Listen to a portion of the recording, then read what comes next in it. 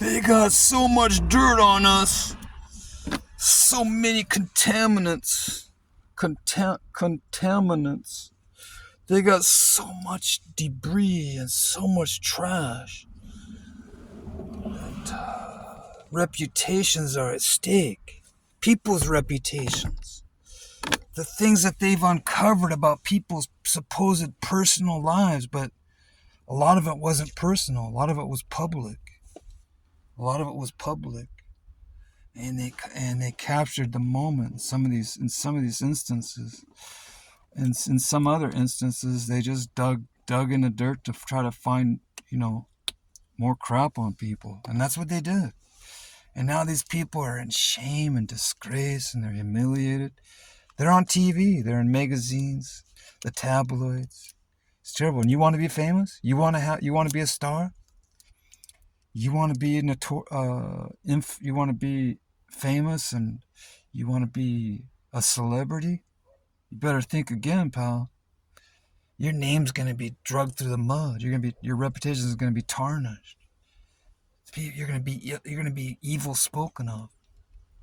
They're gonna measure you with a fine tooth comb and say, "Man, we're trying to find dirt on this guy. He's impeccably clean.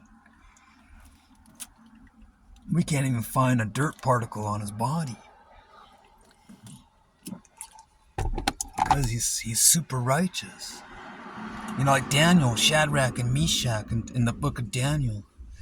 The Babylonians, well, it wasn't the Babylonians, well, it was Babylonians, but it wasn't Nebuchadnezzar that was doing it. Nebuchadnezzar, the king, loved Daniel and Shadrach and the three Hebrew children. It was the satraps. They call them satraps. They were little governors of different provinces, like 120, I think, in the ancient Babylon. They tried to find dirt on Daniel because they were jealous. It was all jealousy. So they tried to find dirt on him because they were jealous of Daniel.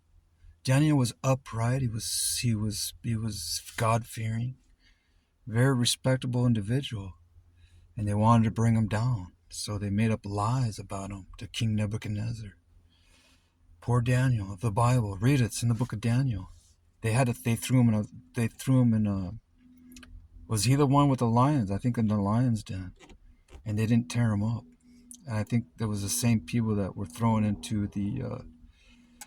Maybe it's two different stories. Maybe it was the Hebrew children and Daniel, but then they tried to burn him in a furnace, and that didn't work either.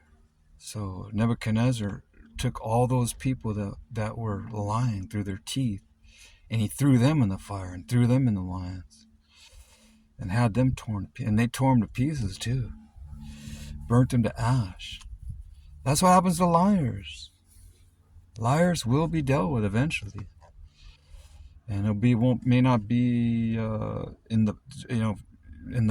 won't be like it was for some of these ancient prophets, but they'll have the eternal judgment to deal with, which is worse. Eternal judgment is like the worst thing because you can't get out of it. There's no escape. You can't escape eternity. It's forever and ever. You're not in a physical body that has limitations, so there's no limits to your spirit, your spiritual state once your body is depleted.